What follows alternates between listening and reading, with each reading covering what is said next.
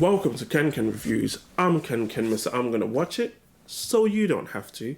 And this is Divorce in the Black.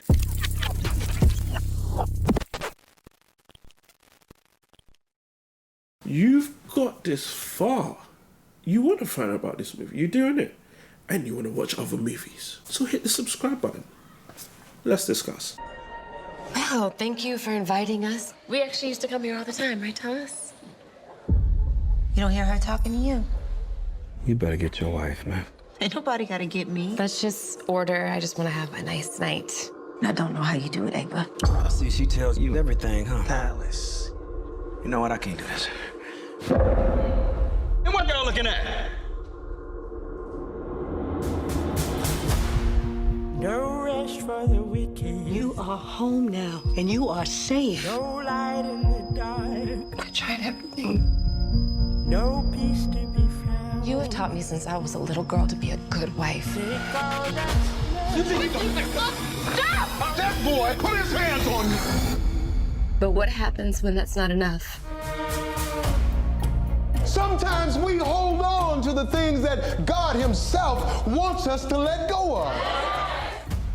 I didn't realize how deep in Ava, a young bank professional, is devastated when her husband abandons their marriage. She's determined to fight until fate intervenes, revealing the wicked deeds that once upon a time sabotaged Ava's destiny to connect with her soulmate.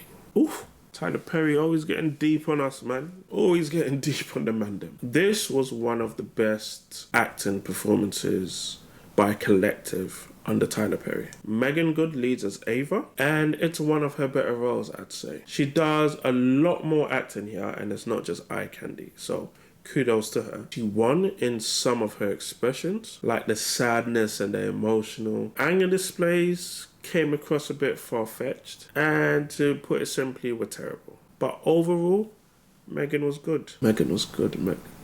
Come on, man, I do this all day. My star of the film was Debbie Morgan, playing Jean, Ava's mum. She captured all of her scenes. She was the heart of it all for me. It was in her voice, her eyes. She had me locked in and captivated. Auntie, you brought that range. She brought that range. Richard Lawson was excellent as Pastor Clarence. One of the more interesting characters in this film, I'll say, with his dynamic being a preacher but also being a father. And we see these two elements of his life clashing as he tries to protect his family, but he's also trying to lead a church and lead by example. His performance in this was really good. He showed us that lack of balance and how one can easily fall from grace if they lack control. Ursula Robinson, she deserves a mention. She was the maniacal Linda Bertrand, mother of the Bertrand boys. From her first scene to her last scene, Auntie is just full of drama and toxicity. And some of you will love her. I know you will, because I know what you're like. Cast includes Corey Hardwick as Dallas, Joseph Lee Anderson as Benji, Taylor Pilder Williams as Rona, Shannon Wallace, and many others. They use a few color grades and filters on this film. It was to give us, the audience, an idea of, okay, this clear picture means they're in the city. This kind of yellowy graded filter means they're in the country. It kind of bounces in between. And then they had a nice little filter for when in the church to give it that holy aesthetic. It was a good production. I liked it. I liked the way they bounced between those. The music is kept very country because a lot of the film is based out in the country. So we had tracks that featured people like Chris Stapleton, Russell Lauder, Candy Stutton, and many others. Tyler Perry wrote. Tyler Perry directed. So, you know what that means. I'm joking. It's not all bad. Divorce in the Black has one of its most dramatic and insane openings ever on TV. The exchange in that beginning scene will have you thinking. I was genuinely shocked. But that's the format for most of Tyler Perry films. It starts real high and then gradually just lowers and lowers in quality, unfortunately.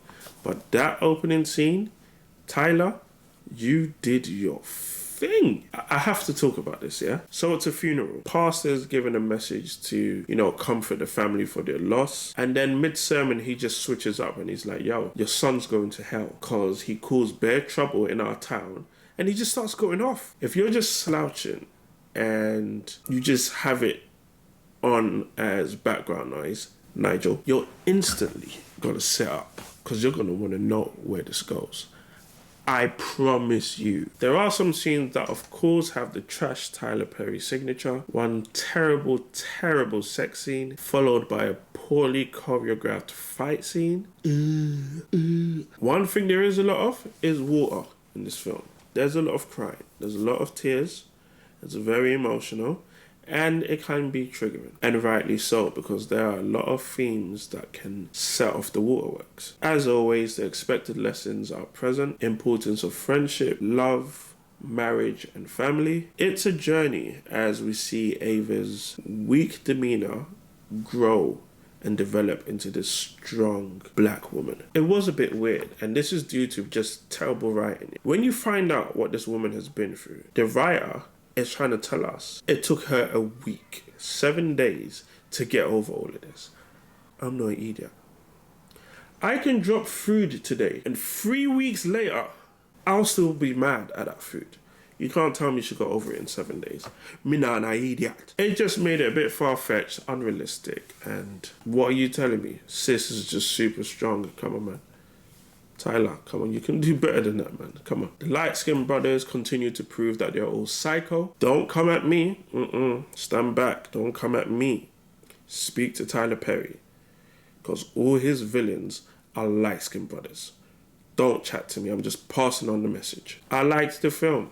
If I wasn't clear, I liked the film. It's not the best Tyler Perry film. No, it's not. And it certainly isn't the worst. It started so well, and as usual, starts up and then gradually declines, but this time it went down quite fast in both storytelling and acting. It's a terrible ending, but with a good beginning and a meaty middle, there's something to enjoy here.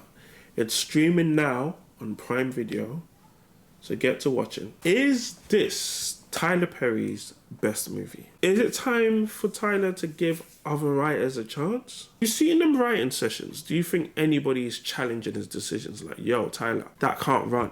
Chill out.